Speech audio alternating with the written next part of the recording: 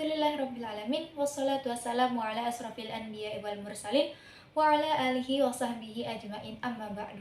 Pertama dan yang paling utama, marilah kita panjatkan puji syukur kehadirat Allah Subhanahu wa taala yang telah melimpahkan rahmat dan karunia-Nya kepada kita sehingga kita masih bisa bertemu dengan bulan suci Ramadan pada tahun ini.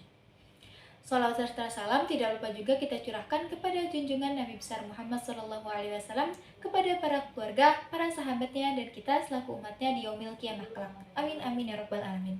Halo semuanya, kenalin nama aku Bunga Ityasya Zulaikha Isidas, aku dari kelas 8 Madinah. Pada kurma kali ini aku akan menyampaikan tentang kisah singkat dari salah satu sahabat Nabi Muhammad SAW, yaitu Abu Bakar As-Siddiq. Abdullah bin Utsman atau yang lebih kita kenal sebagai Abu Bakar As-Siddiq adalah salah satu dari sahabat Rasulullah SAW. Selain menjadi sahabat Rasulullah, Abu Bakar juga menjadi ayah mertua Rasulullah melalui putrinya Aisyah, yaitu istri ketiga Rasulullah. Abu Bakar memiliki dua gelar, yaitu As-Siddiq dan Al-Atiq. As-Siddiq yang berarti jujur atau banyak membenarkan. Gelar ini diberi karena Abu Bakar sering sekali membenarkan perkataan-perkataan Rasulullah. Salah satu contohnya pada saat peristiwa Isra Mi'raj. Dari sekian banyak orang yang Rasulullah ceritakan tentang peristiwa ini, hanya Abu Bakarlah yang percaya dengan peristiwa ini. Yang kedua adalah Al-Atiq. Al-Atiq berarti hamba yang dimerdekakan atau dibebaskan oleh Allah dari api neraka. Hal ini diceritakan dalam hadis Rasulullah SAW yang berarti kamu adalah atikullah atau hamba yang dimerdekakan atau dibebaskan oleh Allah dari api neraka. Hadis riwayat Ibnu Hibban. Abu Bakar lahir dari keluarga Bani Taim, suku Quraisy di Mekah. Nasab Abu Bakar bertemu dengan nasab Rasulullah melalui kakek keenamnya, yaitu Murrah bin Ka'ab.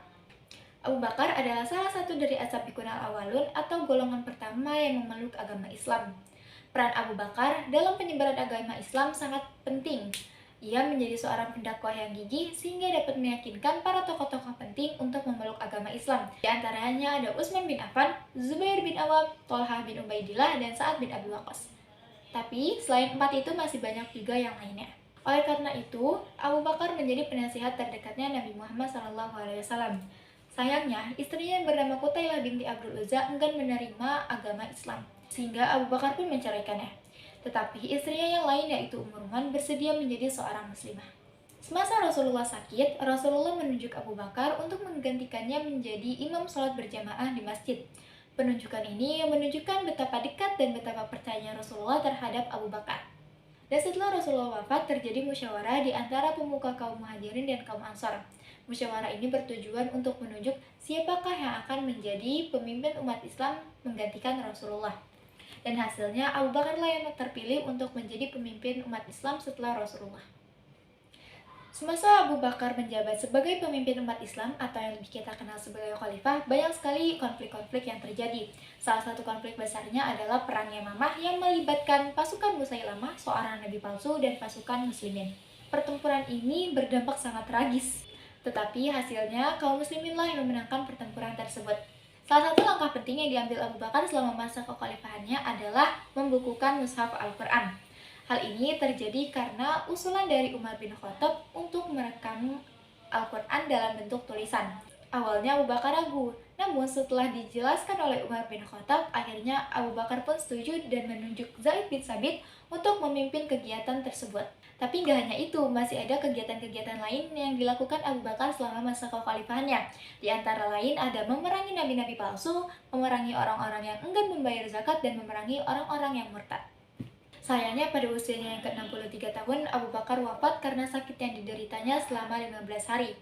Sakit yang dideritanya ini diduga karena Abu Bakar keracunan makanan yang telah diracuni oleh seorang Yahudi.